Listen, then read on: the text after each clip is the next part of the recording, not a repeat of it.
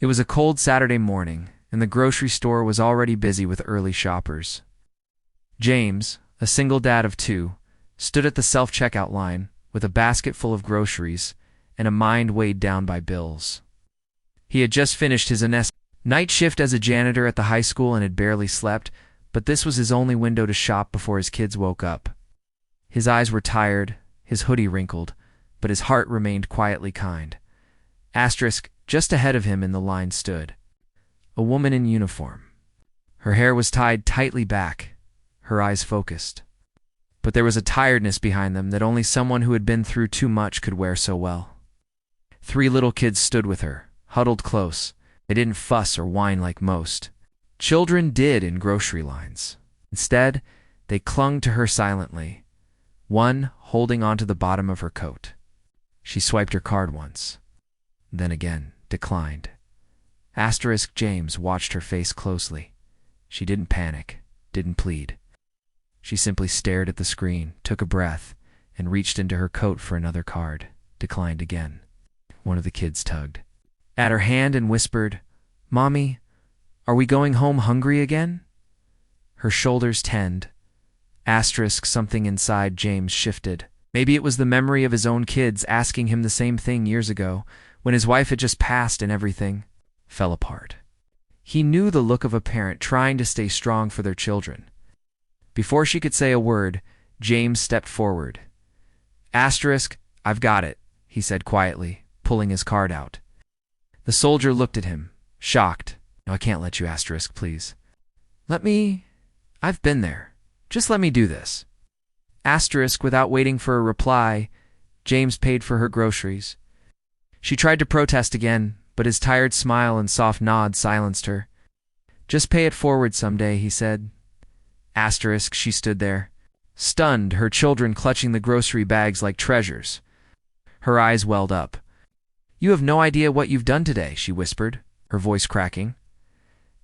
James simply gave a tired smile and walked away with his small bag of groceries, thinking nothing more of it. It wasn't the first time he'd helped a stranger. It likely wouldn't be the last. The woman, however, never forgot what James didn't know was that the woman he'd helped wasn't just a soldier. She was Field General Maria Bennett, one of the highest-ranking women in the military, recently back from a classified overseas mission. She had returned home early after receiving a distress call from her children's school. Counselor about her kids' behavior and trauma during her absence. She hadn't had time to sort her banking or transfer allowances, and her accounts were still frozen under security protocols from her mission.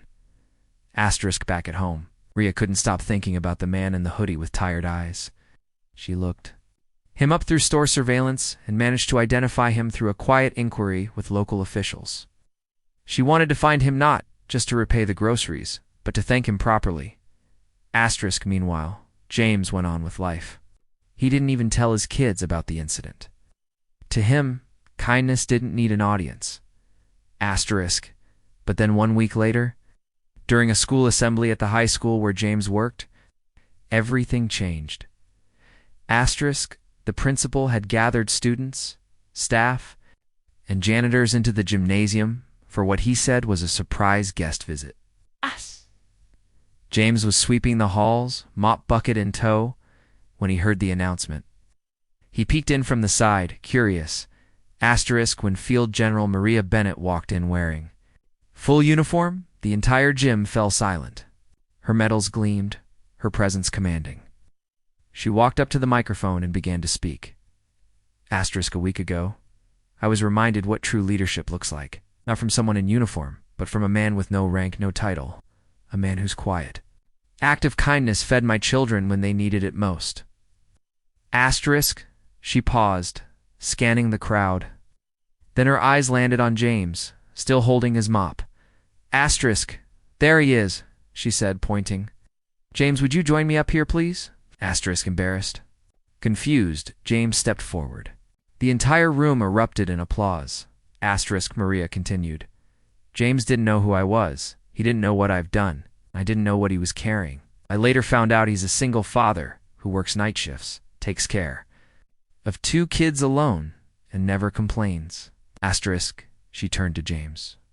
Your small act meant the world to us. And today, it's our turn. That day. Maria presented James with a grant from a military family foundation she chaired, enough to cover his children's school expenses for years.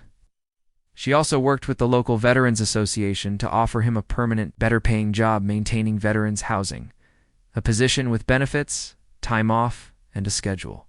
That let him be home with his kids. James was speechless. His eyes filled with tears he didn't even try to hide. I just wanted to help, he said. That's all. Maria smiled, placing a hand on his shoulder. And that's exactly what heroes do. The story of James's quiet act of kindness spread quickly. News channels picked it up. Social media lit up with praise and gratitude. But James stayed the same. Humble, hardworking. A quiet hero. The kids at the high school started calling him General Janitor, a nickname he accepted with a laugh and a shrug. But to his children, and to Maria's, it was more than that. He was a reminder that goodness still exists in this world. That sometimes the smallest gestures create the loudest echoes. And that heroes don't always wear uniforms. Some of them wear hoodies and carry mop buckets. By the end of the story. The message was clear. Kindness doesn't ask for recognition. It asks only for the courage to act.